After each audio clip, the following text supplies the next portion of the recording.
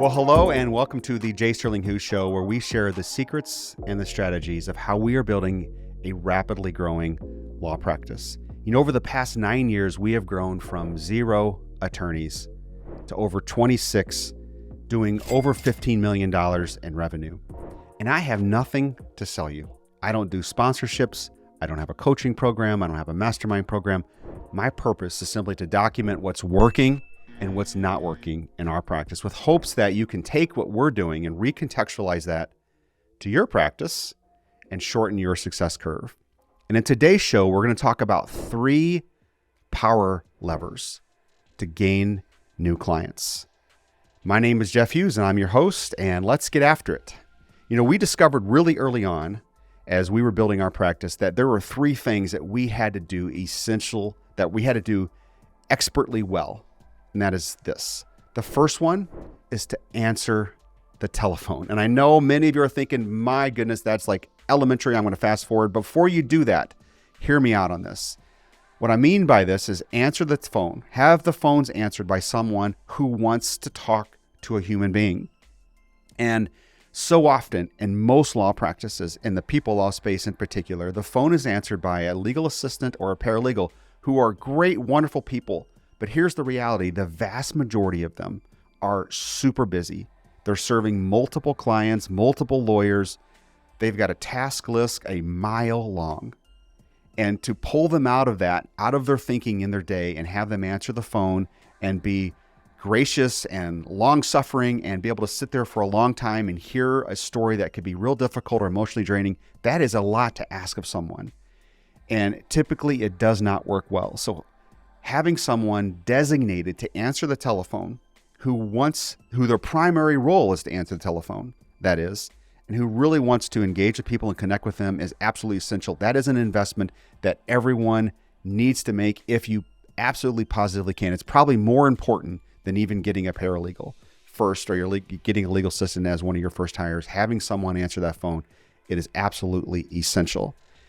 And I know many of you are thinking, look, I'm a solo starting out. I can't do that. I don't have the resources for that. Then figure out a system so when you are busy with a client, you can break a way to answer the phone, a way to tell them in advance and set expectations with a client that you're in front of. Like, look, Mr. Client, I'm a sole practitioner and every new client really matters to me. And if I get a call while we're together here, please understand that what we're talking about is essential to me, but I might break away for 30 seconds, 90 seconds to let that person know I'll call them right back when we're done. And then I'll be right back in and dialed in and focus on what we're doing here. So that's one way that I've seen it done, and how I've kind of handled things like that in the past.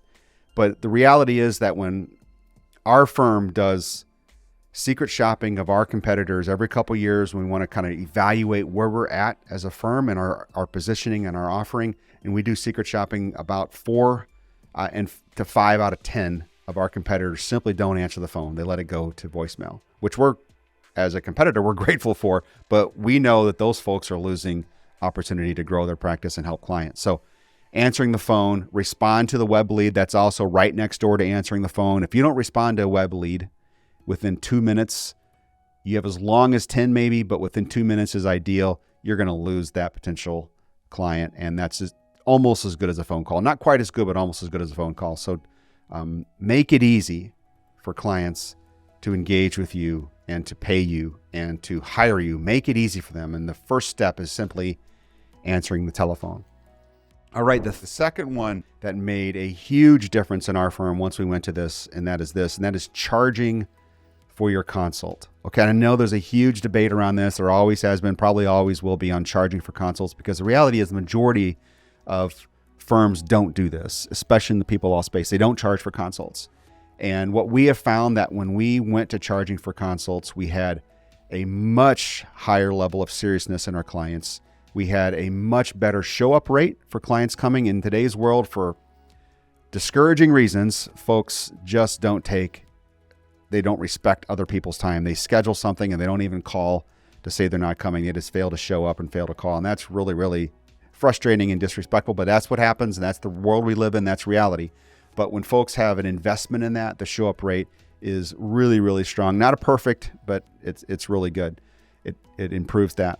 Also, you get a different level of expectation around respect in the relationship when a client is also investing something up front other than their time, and the lawyer's investing their time into that meeting. You get a different level of seriousness and attentiveness to that consult and what the lawyer has to say and to share with them. So another thing too is that, and this is human nature, okay, but that whenever clients go out to choose their lawyer, and unless they have a referral, okay, that's different. But if they're looking online or in some other way for a lawyer and they're comparing them, websites is kind of like the only thing they can see, and everyone puts their foot forward on the website. So in the absence of really any meaningful comparison to choose, what clients will do is they'll choose on money because that's an indicator of value. So someone who charges more, you will automatically assume naturally that they provide a more valuable service than the person who chooses less. So whenever someone charges for consults, someone who doesn't, the inclination tends to be, well, they must be a better lawyer. They must be a better law firm because they're going to charge me for my time or for the time for me to come in. So in the absence of meaningful comparison, people do resort to how much is charged, and that is an indicator of value. You know, there is a downside to this now. So let me just review that with you. Whenever we charge for consults, there's also a different expectation in that client coming out of the consult.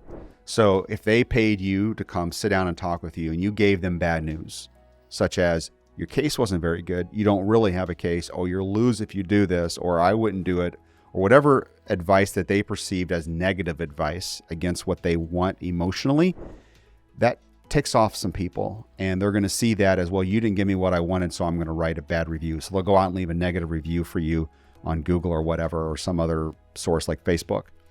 That is one of the downsides. So you have to be sensitive to that, and you can't just disregard giving that bad news without couching it in an empathetic way for them to be able to appreciate where you're coming from and that they paid for honesty and not just for someone to tickle their ears and give them what they wanted. So that's a downside to be on guard for and to watch out for.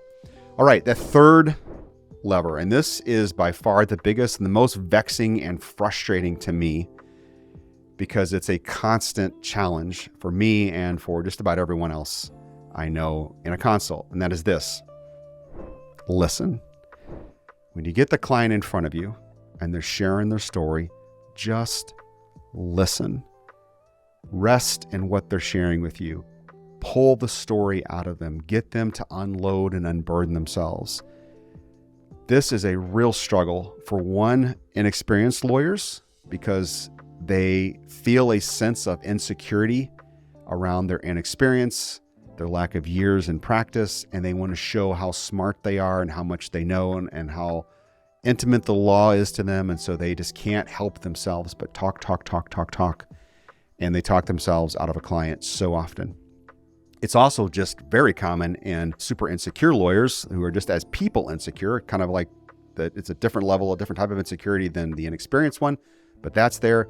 And I'm sad to say that so many lawyers with huge egos have a problem here because they feel so like they're entitled to have that time for the client to hear them talk. And so they talk themselves out of a case so often. They just don't be quiet and just listen to what that client has to say. There's a great book on this, on empathy and empathetic listening called I Heard You. Most of our firm has read that, and we've used that in many trainings. I've also learned a few techniques along the way that have been extremely valuable to me that I pulled out of another book. It's a book on negotiation, so ignore that part of it. But the book is called, it's by Chris Voss. It's called Never Split the Difference. But there's a couple techniques and tools in there that I have used that have been really valuable to me in connecting with clients and getting them to open up and share. And that is simply, tell me more. What else? Or just repeating back the last 3 to 5 words that they said when they're finishing a sentence or telling a story, just like repeating back, oh, so Billy went to school with no lunch, and then they'll pick it up from there as an example. So it's really key. I think as a percentage of time in a consult. I think the attorney should be talking no more than 20, maybe 30% if there's some real need. But in that consult, 80% of the talking should be done by the client, which means the attorney should be listening 80% of the time, and listening without taking a crap load of notes. You don't need to do all that. Take the high level stuff, little 1 or 2 words down to remember it later, but just listen, engage with that client, get into their world, let them know that you care and that you're going to demonstrate that care for them by listening well for them. All right. Those are the 3 levers that have made all the difference for us in our practice. I hope that's helpful in your practice. And if there's any value that I was able to offer today, it would mean the world to me if you would subscribe and like in whatever platform you're on. Thank you and have a great day.